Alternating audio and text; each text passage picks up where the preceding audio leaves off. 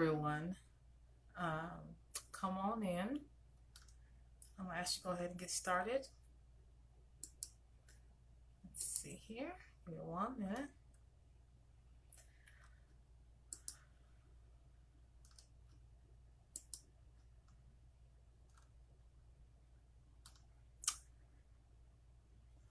I'm just double checking to make sure. Okay. All right. We are good to go. We are in the building. All right. So y'all know I am. My name is Samariam Colbert. I'm the founder of Kingdom Creative Counseling. I am a licensed therapist and published author, and I help people to get free in Jesus' name. In Jesus' name. So, you see the title of the live for today, and it's called "Helping Kids to Deal with Trauma." And so that's what I'm going to do. I'm actually going to read aloud a book that is really good. It's called Healing Days, helping a guide to help kids deal with trauma. And I don't know how to make this go. Hold on, y'all. Let me see here. I'm going to read it just the way it is. Okay, that don't look too bad. All right. So I'm going to read that. So I'm going to basically go with some tips. As you know, there are so many things that are going on in our world. I didn't come here to talk about that, not necessarily because I don't care, because I do. My heart is heavy. And so as I was going about yesterday, I just started thinking about the kids and how we in our world, in our nation, are experiencing trauma and the complexities of trauma and how it manifests. But a part of me was thinking, gosh, I wonder about the kids and how they're experiencing that. And sometimes when we're experiencing our own stuff, we don't always acknowledge or even aware of how kids are experiencing trauma because they're just playing or they may be acting normal. And so I'm going to give you some brief tips. I'm not going to go over a whole lot. Like I said, my heart is kind of heavy over what's going on right now. And so I want to get through this without bursting into tears and crying. So I just want to basically talk about how to deal with trauma with children. And for those who don't know, again, I'm going to go over some brief tips, things that I do, and then I'm going to read this book called Healing Days. Okay, this is my first time ever reading a book live online, so this should be interesting. Okay, and I'll also give you some recommendations of what I use as well. For those who don't know, I do work with a lot of different people, but one of my areas of focus in the past has been working with kids. So I still work with kids a lot. And kids have experienced all kinds of trauma, abuse, neglect, you name it. And the youngest kid I've ever saw is 3. So I'm not giving anybody parenting advice. I'm just talking about how to deal with, how to assist kids or even know when they're experiencing trauma. And then I'm going to read that book out loud. So for those who watch the replay, you could just listen to the information. And if you want to, you could pull your kids up and watch the book, or listen to the book that I read after that. Okay, so let's talk about this. Like, what is trauma? So trauma is a stressful or disturbing event, physical, emotional, natural disaster, all the things that we're experiencing right now. It meets the criteria for trauma, but it triggers extreme fear, extreme psychological, emotional, and even a spiritual response, because fear is also a spirit. Okay, and so again, let me give you this disclaimer. I'm a Christian faith-based counselor, so that means I'm going to give you some strategies that you may have never heard from a traditional therapist. I'm going to give you faith-based strategies that actually work when helping kids to deal with trauma. Okay, now for those who don't know, there are different types of trauma. There is an acute trauma. So acute trauma will be described as when a person has a single event, but it's so detrimental, so distressing that it triggers a trauma response. So it's called acute trauma. That's one thing. Some people call it simplex trauma. Again, it could be a car accident, a sexual assault, watching someone die, something like that. That is, it technically is a one-time event. Okay, and there are certain things that trigger after that. There are trauma responses. Okay, then there's chronic trauma. So chronic trauma is a repeated, prolonged. So one thing happens, another thing happens, another thing happens, and it keeps happening and keeps happening. And so now we call it chronic or complex. Okay, chronic trauma. Okay, and then complex is you got a little bit of both happening. All right, and then there's vicarious trauma, which a lot of people don't know about, but we do have, and I think this is what we're experiencing in our world is vicarious trauma, and this is where kids can also experience trauma responses. And so that simply means that maybe you didn't witness it, maybe you weren't physically a part of that trauma, but your body and your heart responds from hearing it and from seeing it, even though it was not directly your personal stuff, right? And so a lot of times for they call it the helper's trauma for the folks like myself, therapists, nurses, doctors, people who are in the helping field, and we're constantly dealing with people who are in trauma. You could experience vicarious trauma, but however, kids can experience vicarious trauma too, listening to the news, watching the news, seeing their parents upset, and hearing different things. They hear it and they internalize it, and they experience vicarious trauma. So I say that in context of this. You may say, gosh, my kid has always been protected. They've never been abused. They've never experienced any type of neglect. They've never experienced, sexual abuse or physical abuse. They've never experienced that. But they may still be manifesting symptoms of trauma based upon the world events that we are experiencing. Like, 1 minute in January, Kobe Bryant died. Then COVID-19. And then you got people being murdered in the street. I mean, you know what I'm saying? All these kind of things that kids may not necessarily be, they may not be directly, it may be not be them witnessing, but they're witnessing it on a national level. And I think, again, also the world, the United States, what we're experiencing right now is trauma responses. Okay. So it's not that you, even if it wasn't physically or you aren't involved, you may still also be experiencing, trauma. Okay. So let's talk about this. Children experience different types of trauma. As adults, our brains are already formalized. The trauma brain in kids is still forming. Okay, their brains are still forming. They're still formulating ideas, and their brains are still molding. So that's why it's important that we deal with kids and their trauma as much as possible. Okay, so let's go over some brief symptoms. And then we will talk about strategies. Oh, the other thing I want to tell you is how a child may experience trauma and how an adult may experience trauma. It's different. I kind of said that, but certain things that may be very traumatic for kids may not necessarily be traumatic for adults. So let's say they move. Maybe they start a new school. They're not in school right now, but they start a new school. They saw their favorite dog get hit by a car. Things like, as an adult, we would think, gosh, that's really hard, and it's really unfortunate, but it may not necessarily be a trauma response. But kids may have a trauma response because they're young and their kids are being molded.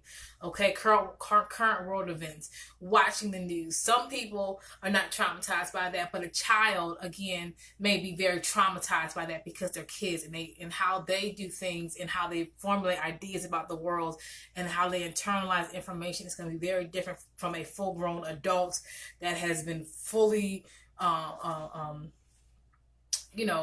into this world. Okay. And of course we have adults who have never recovered from their own trauma, and that's a real thing. So let's talk about some of the manifestations for kids who experience trauma. Like I said, I'm going to read this book, you guys. So number one thing that you will see with kids is that sometimes their fear or their trauma presents as anger. Okay. It presents as anger. I have literally lost count over how many times I have a young male come into my office, and the school sent him there, and the school is saying he has ADHD. He needs to be diagnosed with ADHD. Well, no, he doesn't need to be diagnosed with ADHD. He actually has PTSD. Okay, there's a difference.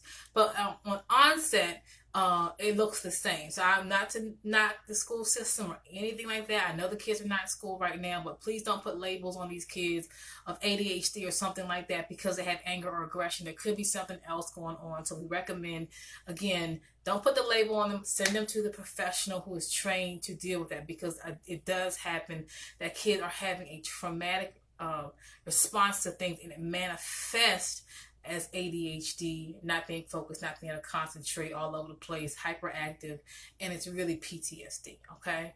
And we are able to kind of determine a little bit more about that, right? So it can present as anger. Maybe a child that was even killed, all of a sudden they just are snappy or irritable or crying or really aggressive. It's really because it's a trauma response, all right? Sudden changes in mood, we said that. Sudden changes in sleep patterns, maybe nightmares, maybe waking up in the middle of the night, maybe getting up at the middle of the night and wandering around the house. They may even start wetting the bed or regressing back in their behavior.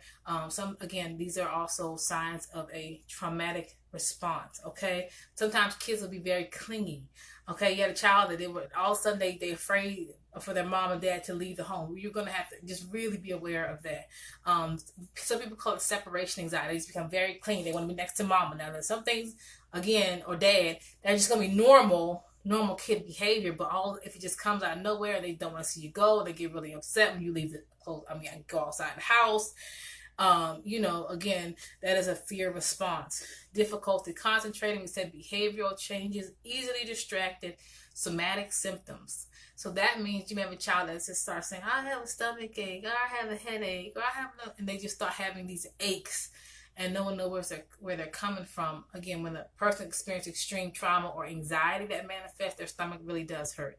They may really be having a headache, things of that nature, but we call it somatic. Okay? Daydreaming, off in the space. You ever talk to someone, you got like, hey, are you hello? And they just all over the place. And they're daydreaming. Again, for kids, it may be a response to trauma. Again, I said maybe if you believe or you think that your child is experiencing the after effects of trauma, please get them to a professional, okay? And again, every therapist is not specialized in working with kids, so you want to make sure that you get them with a therapist who specializes, who understands the complexities of trauma, PTSD, and knows how to work with children. Okay, so and again, it's not a problem. It's just that every therapist that you take them to doesn't necessarily mean they have a background in working with children. So we said sexualized behavior. That's a ding red flag. Any type of sexualized behavior and aggressive play, fearfulness. Sometimes you can actually look at their imaginative play. My play therapists know a little bit about that, and you can kind of look from there. Declining school grades, regression, going back to baby talk, thumb in the mouth, that kind of thing. Irritable, difficult to soothe. Again, anger outbursts for those who just joined me. I said a lot of times, particularly for our males, even my kids who are African American males, it will manifest or present as anger, and it's really not anger. It's a response to trauma. Okay. What else? Sadness. I've had work with kids who noises startle them easily, and it could be the ice maker. You know what I mean? It could be someone yelling.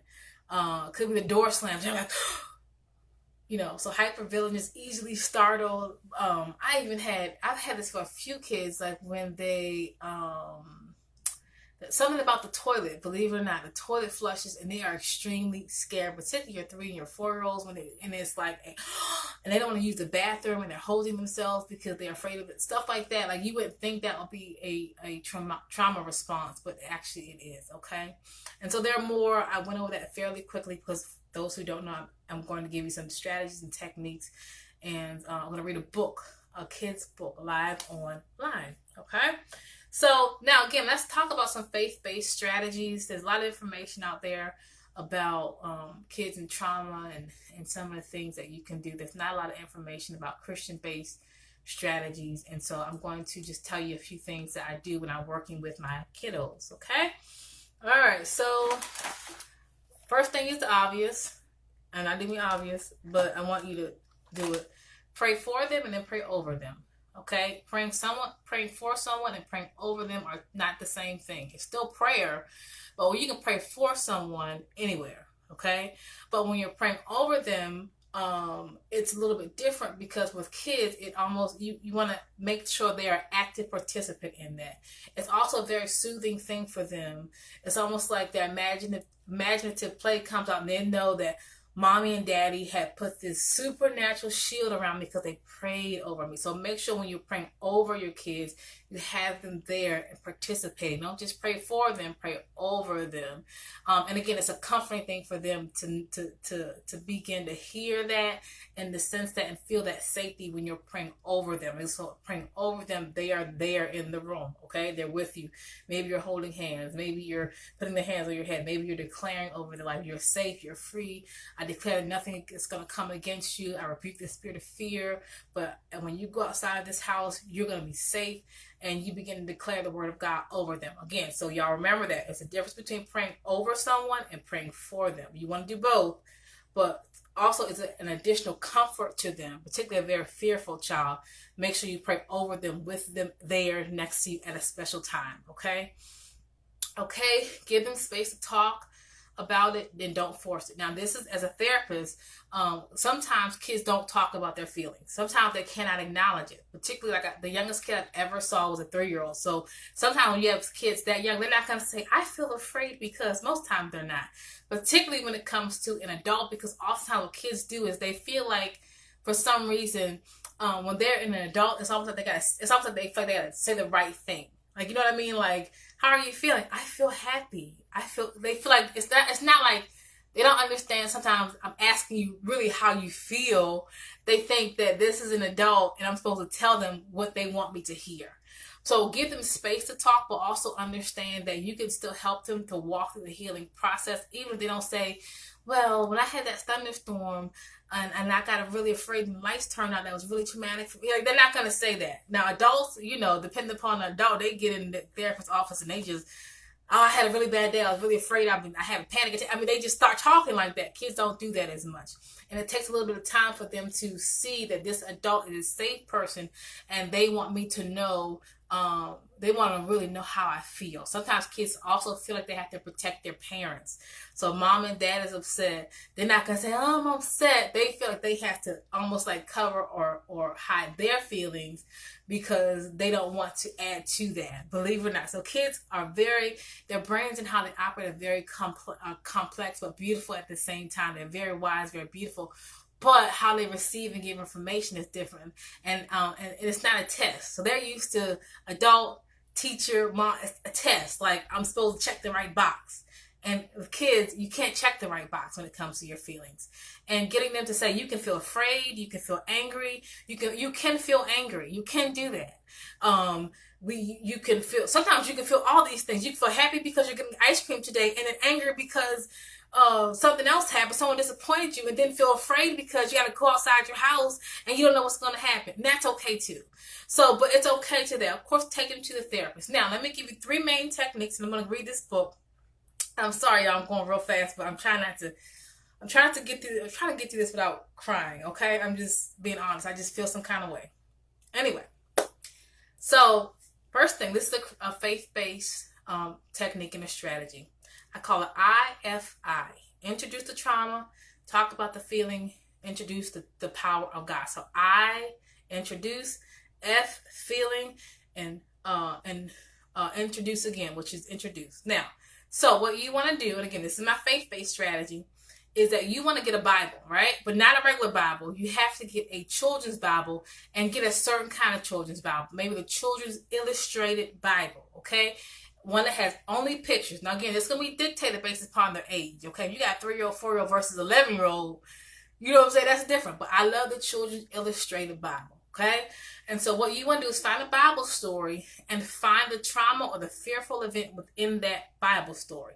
After that, talk about the feeling and then introduce the power of God. So what does that mean? Let's say, for example, David, right? David and Goliath. There's going to be a picture story in that illustrated children's Bible where the pictures are really awesome. But what's the fearful event? What's the trauma in David and the Goliath story? There's a big giant. Obviously, there's a giant in the land. He's huge and he's threatening people. How do you think that feels? Of course, this is scary. So when I'm reading with stuff like that with kids, I'm not just sitting here opening my book and reading it. I'm like, I'm ad-libbing. I'm not reading the whole story. I'm like, so David's walking. I'm just paraphrasing now because I don't have the Bible in front of me. David is walking. There's a big giant. And I'm very animated, particularly for my young kids. There's a giant. Oh my God. How do you think he felt? Or I wonder if he felt afraid. What do you think? He probably felt really afraid. That kind of thing. And that's how we give it. We don't say, how do you think David felt? Now, again, 11, 12, 13-year-olds, you can do that. So you introduce, where's the traumatic event? Who else? Is it Daniel in the lion's den? How do you think Daniel felt when he is being put in a lion's den? Like, ain't that scary to you? So you introduce the trauma or the fearful event. And then you kind of talk it out. Well, how do they feel? Oh my goodness. He's getting ready to go to see lions? And it's a pit? Now, not like the zoo. And then we kind of talk about it, and it gives them space. Sometimes kids are not going to do what we have insight. They're not going to say, I feel, but if you tell them, how did Johnny feel when, then they're like, oh, they can talk about it because they're not having to put it on themselves. I hope that makes sense. So let's say the story of David and Goliath. So I may be going there, David's walking and he sees a big giant. A big giant. It was this big. Oh my gosh. How did Dave feel? And then he felt I bet you he was scared and he felt afraid, that kind of thing. You know. And then we introduce the power of God. He has a supernatural power, or I may not use those words, and I introduce the power of God to that fearful situation. And we go through that. Any story in the Bible, always find what was introduced the fearful place. We do want to introduce that. And then I ad-lib. I never read the story verbatim because they don't, when they obviously publish these children's Bibles, they're not, they're not doing the therapy work. They're just telling you the story. I'm making it therapeutic. And then we introduce the power of God. Another thing I've done, I have it in my other office. I don't have it here. I've introduced the fruit of the Spirit. So what I did was we made a whole shield. Now, this shield is huge. And if I had a picture of it, I'd show it to you. But it was actually made out of cardboard. And so we did art projects and we made this big cardboard and it was a shield. And I actually had like a little, and I still have it. I have a handle on it, so you hold it, and the kids are so small sometimes the whole shield covers their whole face or the whole body. And I'm going to say, okay, and so we do our projects like that, but the shield is meant to things that cover your heart. And I have like paper, like these Nerf balls, and I said, okay, this is your shield, this is your protection. These are our Nerf balls, and we're going to pretend like this is a weapon, like it's a word weapon. And I'm going to throw it at you, but you got to hit it with the shield. And we do stuff like that, okay? So for the children's Bible, again, I know I'm kind of went off on tangents, but I love working with my kids. Your art and stuff like that really, really helps. But again, with your children's illustrated Bible, the IFI, again, and don't read the book all the way through. Don't read the Bible. Don't read it like it's supposed to be read. Read it to help them to overcome fear. I, as you introduce the trauma or the fearful event, then we discuss the feeling. The kid may not be able to say, I felt that way too, but you can still use the character as the antithesis of how they talk about feelings. And then you introduce the power of God, okay? And the other strategy, and there are more, y'all. I'm just going through this real quick, just to give you some basics. And I call it the 3 C's. So 3 C's is to console, is to calm, and is to be creative. Console, calm, and it is to be creative. You're going to console them regardless of how the behavior response is. Even if it's an anger response, console them. Get down the level, particularly for my little kids, and tell them, I know you're okay. You're safe here. I got it. Tell me what's wrong. What do you need? That kind of thing. And even if they don't express it, get down the level. If they're okay with hugs, but remind them that they are safe. And that's most important. You're safe here. If you have to, for my, parents, I'm not telling anybody how to be a parent. Okay, I'm not doing that. If there are monsters under the bed, we check for monsters under the bed. If there are monsters in the closet, we check for monsters in the closet. Does that make sense? These are for my little kids. But console them, remind them they are safe. Calm them. Can I give you a hug? For me, because these are not my kids and I'm working with, I always ask. Always ask. Can I give you a hug? What do you need? That kind of thing. And just breathe. So if someone's really upset and hey, done something wrong, don't go like, yeah, you done something wrong. Okay, just breathe for a minute. Tell me, okay, let's sit down for a minute. We'll talk about it in a minute. Breathe. Take deep breaths. Breathe it out. Okay. And I don't teach meditation to kids because that's, no. Breathe in. Breathe out. Okay. Okay. You need some water? Okay, just breathe in. It's okay. Let's just breathe. We're not going to talk about it right now. Just breathe. Okay, let's breathe. Let's practice our breath. Let's pretend like we have a big balloon. We're going to blow it up. Blow it up. Blow it out. Blow the meds out. Blow the fears out. That kind of thing. And remind them to breathe. And then have time to create. For my parents, when we do sessions and the parent comes in and they sit down and they create with their kids, it is very therapeutic for particularly young people. Again, your interventions are going to be different based upon their age. But like I said, I've seen kids as young as 3, so our interventions are going to be different depending upon their age bracket. But their creative play is very, very powerful. So anything that you can do just to create a play, but make it symbolic. That shield that I was telling you about, that is actually from a scripture guarding your heart, right? But I'm teaching them on a children's level how to guard their heart.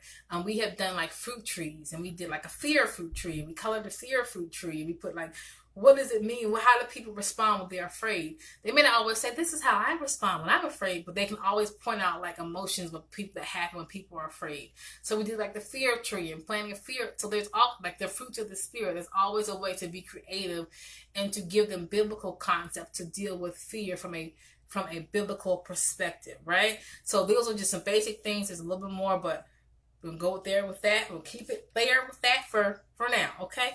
By the way, for those who don't know, our therapy, we are doing telehealth. You can have a kid to have a telehealth session. I've had to readjust, obviously, because in my office I had crayons, all kinds of paints, and all kinds of things. But you can still do it telehealth. While we just have to change how we do it. We may do electronic games, which I don't do in my actual office. We may do books, which I'm going to do in a minute. We may do coping skills games. We do something with kids because they're not going to sit there and talk, okay? The last thing I think for everyone, always children have a right. Listen, this is very, very, very, very, very, very, very important. Children need to know that they have a right to say no to any adult or physical touch. Now, I'm not talking about adults telling you that you need to clean your room or you need to stop. I'm not saying that, but they have a right to say no to any physical touch. So that means if I'm with my nephews and I say, oh, give me a hug, I miss you, they have a right to say no. They don't have to hug Aunt Samaria. Now, they do because, they love me and they're like, oh, Samaria, I didn't see it. You know what I'm saying? But sometimes what happens is with adults, kids are thought that they have to do what an adult tells them to do. So Uncle John comes over and he says, hey, little JoJo, give me a hug. Little JoJo needs to know that he has a right to say, no, I don't want to give you a hug. It doesn't matter who it is. Okay, you have to teach them that it is okay to set boundaries with who touches them and who is around them. Just because a neighbor, Jane hadn't seen him in a while and just saw him when he was a baby, he or she the baby, does not mean she has the right to say, oh, I haven't seen you since you're a baby. Oh my gosh, you've grown up so much. Give me a hug. He or she has every right to say, I don't want to give you a hug. But we just convey that message because we're living in a day and time where it's not safe for kids. That's just the reality of it. Heck, it's not safe for adults. But I didn't go there today. Okay. But here's the thing. God says he's not giving us a spirit of fear, but a power of love and a sound mind. And regardless of the situation, we don't have to live in fear. We don't have to live in fear. There's so much more that I can say. There's so much more. I'm going to leave it there at that. So I'm going to read the story. So we're going to not click off, but give you some space. And for those who watch the playback, I'm going to read this story if you want to. I'm going to slow down talk a little bit, okay? So if you have a child or something like that, you want them to listen after the fact and discuss it, you're more than welcome to do it. Now, I'm not going to do it the way I do with my therapy session when I'm animated. I'm just going to read it straight through. But when you do it, reference kind of like the other technique when you get them to be more engaged and stuff like that. All right, so this is the book. It's called Healing Days. Healing Days, it is called A Guide for Kids Who've Experienced Trauma, okay? Now, this is the first time I've ever read a book live, so if I'm, a little janky, just work with it, okay? Now, before I do that, when I read this, I'm going to give you some other books that I love. I reference them a lot. They're old books. I got to order some new ones, but they work really, really good. So this one is called, this is a book that I have, and I work with kids. You can't see, it's called A Terrible Thing Has Happened. And again, if you decide you want to read this, you want to be interactive. Like, don't just go, once Sherman was coloring and the teacher told him to draw. Like, you want to be like, stop. Don't read it all the way through. And then stop. Let's talk about it. Like, what do you think? And be really positive about it, okay? It's not a test. The other one, I love. Listen, I love this book. If you can get your hands on this book, this is really good. Now, I got this. I don't remember. I had it for years. You can see it's kind of dingy. I love this book. I think some adults can read it and still get from it some information. It's called The Hurt. Now, The Hurt is about a little boy. His name is Gabrielle, and he experiences hurt, but he doesn't say anything. And so he holds the hurt, and you can actually see. Hold on, let me show you. Okay, let me show you this. So you can see a picture of the hurt. You see, that's his hurt, but it started off as a small ball. So I'm going to give you, what is it? I'm going to tell you how the book goes briefly. this is the hurt that he experienced. But it started off, the hurt started off, where? I don't know if you can see that. Okay, you see that? The hurt started off as a little ball right there. And then the hurt grew and grew and grew until it became that big ball that I just showed. This big ball right here. You see? It grew and grew and grew. And the analogy of is how we take hurts and we hold them. And then the little boy goes through how he gets rid of his hurt. And one of the ways he gets rid of his hurt by talking about this. I love this book. If you get your hands on it, by Teddy and Doleski. You get your hands on this book. And this is a good discussion topic. But this is what I use. I just reference it back. Well, take it for my little kids. I've even done it with like middle schoolers. But I just kind of give them the disclaimer, like, listen, I know you're in middle school, and you are much older, so I don't want to insult you and stuff like that. Just to give them that preface, they'll be like, I know this half you sitting here reading a book to me, and I had 12 years, that kind of thing, but it still works. And also, I'm not telling you to copyright. I'm just saying that if you make a copy of it, it's a good color and exercise for kids.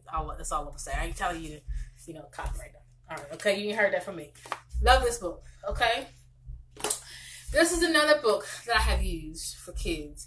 And I'm using more. I've always used books and we do our own stories and color our own books after the fact. But with telehealth, I do a lot of more books as well. So this is another one. It's called Why Did Grandpa Die? That's another book. Again, kids experience trauma, and it just helps them talk about it. And it gives you notes to parents and see how that is. Okay? Another book that I do not have with me because I can't find the actual physical book. It's online. It's free. It's on YouTube. It's called The Mad Family. And it's about a little boy who is experiencing mad feelings and he goes to see a therapist. Again, so when you go to YouTube, just YouTube The Mad Family and it'll pull up. I can't find a physical book anywhere. So we do that in session and then we discuss it. And it's a really good little story for kids and talking about how you deal with the mads. And remember I said trauma can manifest as mads. But it also helps them to introduce the concept of going to see a counselor. And I love it. But I think it's an older book, which is why I can't find it. If anyone ever finds the book The Mad Family, hit me up and I will try to buy it because I can't find it anywhere, which is why I use my little version that I have. Okay. All right. Are y'all ready? So this is the book, once again, it's called Healing Days, a guide for kids who have experienced trauma. And it gives you for ages 6 to 11. Now, I have used it for kids younger than 6, okay? But it's a really, really good book. It is not a faith-based book, but it is a good book, okay? And so you can find this on Amazon. You can also get an electronic version, all right? So let's read. I'm going to read this book out loud, all right? And then we shall be done for today.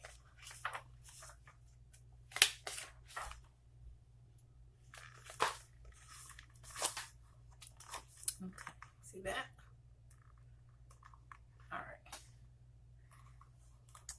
Something bad happened to me. All right. I didn't want anyone to know. I was scared. I was angry. I was embarrassed. I was hurt and confused. I tried to forget. I tried to sleep and not wake up. I tried to think it wasn't me it happened to. I tried to turn off the pictures in my head. I tried to numb the feelings and quiet the noises I heard.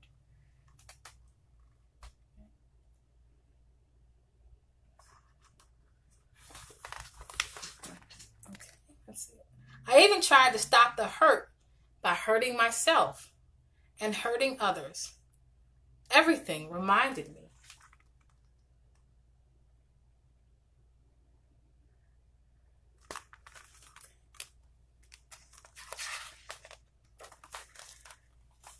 Sometimes I felt the bad thing happening all over again.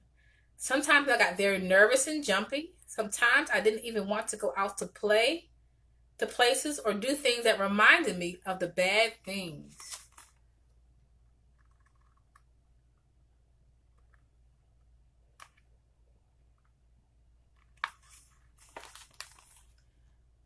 My dreams scared me.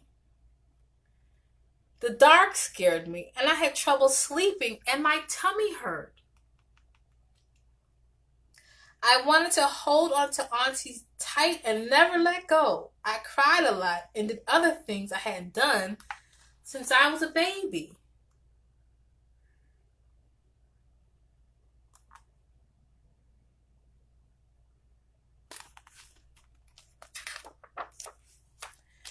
My teacher said I wasn't focusing, I wasn't working, I was distracted, and I wasn't playing nicely.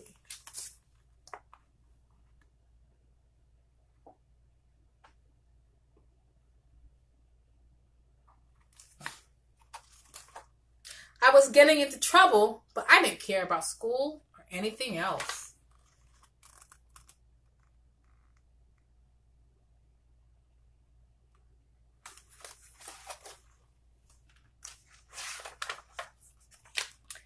My friends said I wasn't fun. My friends said I was acting weird. My friends didn't know my secret. I felt I couldn't tell anyone about it. I felt so lonely.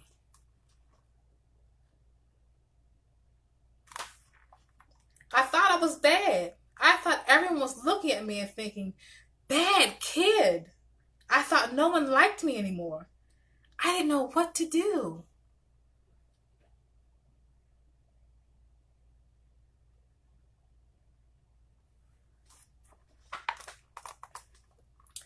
But Auntie knew. She took me to a therapist. Auntie explained that a therapist is a nice person who understands all about kids.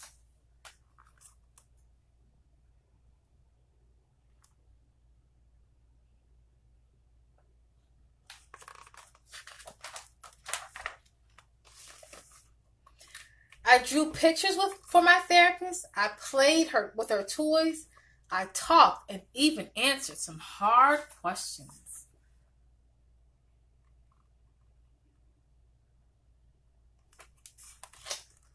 My therapist listened very carefully. We talked about the thing that happened to me.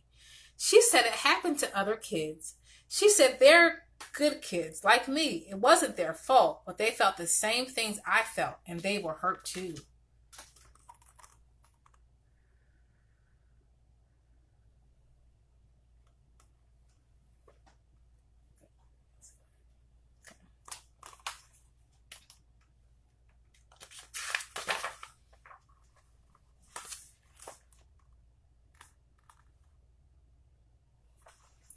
My therapist reminds me of some things I had forgotten, like people are good and won't hurt kids.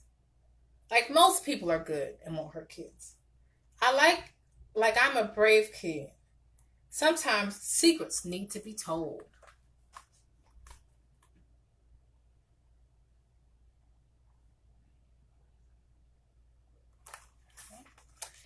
That my friends will still like me if I treat them nicely, like I want them to treat me. That my dog will still like me if I treat him with love. Um, that children are not responsible for how adults act. That things will get better after a while.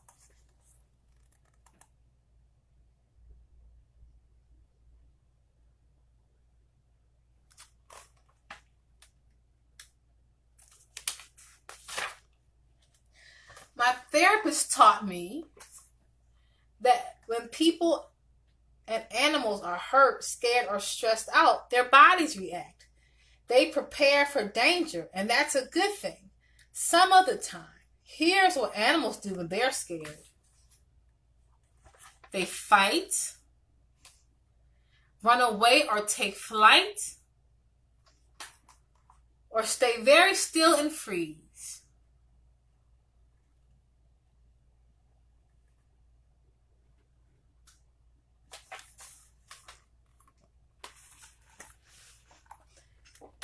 My therapist says that fight, flight, or freeze explains why when something bad or scary happens, our muscles get tense and our bodies are getting ready to fight.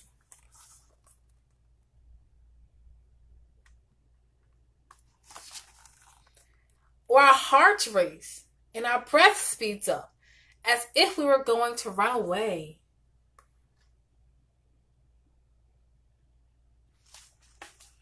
Our bodies can't move and our brains block out our thoughts and feelings as if we're frozen.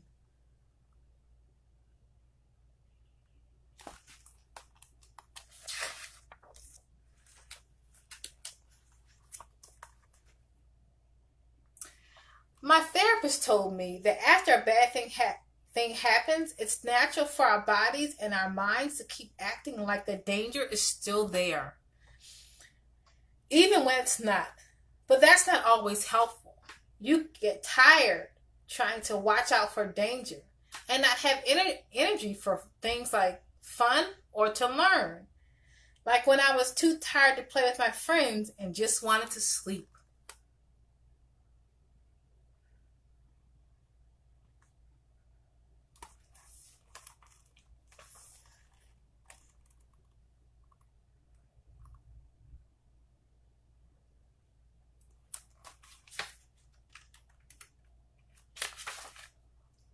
You can begin thinking that everyone, even your friends, are out to hurt you, and they're really not. Like when my best friend bumped into me.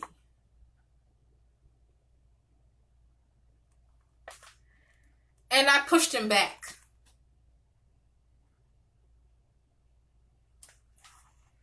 You can get worried that everyone is staring at you when really they're not. True either. Like when I dropped my juice box and heard kids laugh.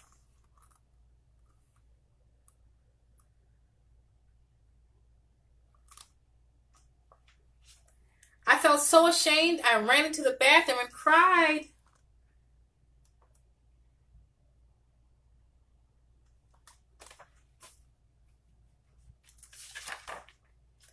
So my therapist helped me find ways to feel better and safer. Now I have a safety plan if I ever think I'm in danger.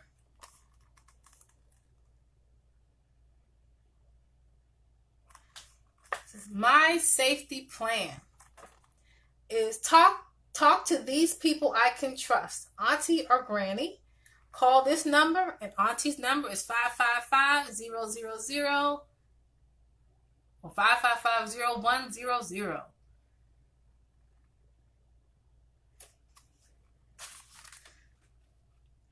I also have a feel-good plan that helps me to feel under control, like exercise, deep breathing, relax my muscles, do fun activities that I enjoy, create a calming bedtime routine, and get together with friends.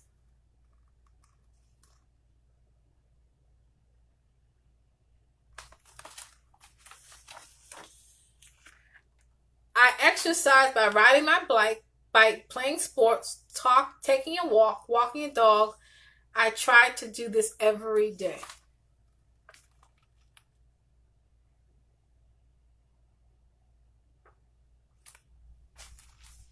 I practice deep breathing as I start to feel nervous or afraid. First, I take a long, deep breath through my tummy and I rise. I like to pretend I'm smelling chocolate. I like to pretend I'm smelling a delicious chocolate birthday cake. Then I hold my breath for 2 seconds.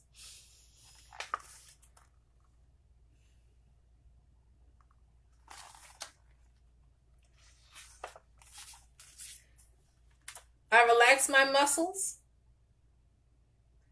like I felt something silly, and I tighten them in my feet. I count to 10 and relax those muscles. I even tried it at school before a test, and guess what? It helped me think.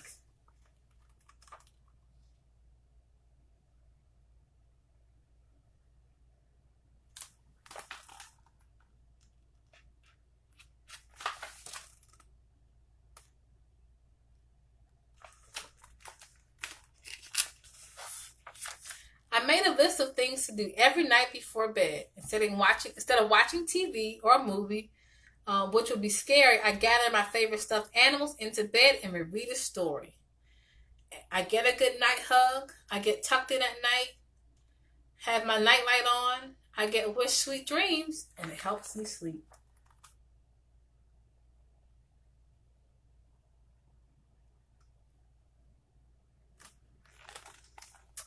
I work at treating people nicely and respecting their feelings, and I remember how much it is to have friends. How good it is to have friends. My therapist told me I've been a good kid all along, but it took me a while to believe her. Now, I know she's right.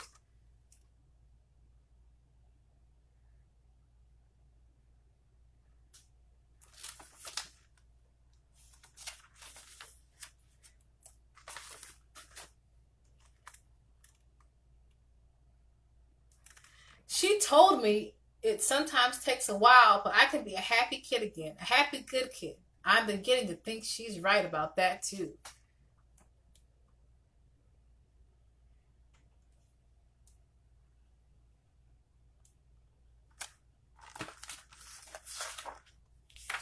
And that is it.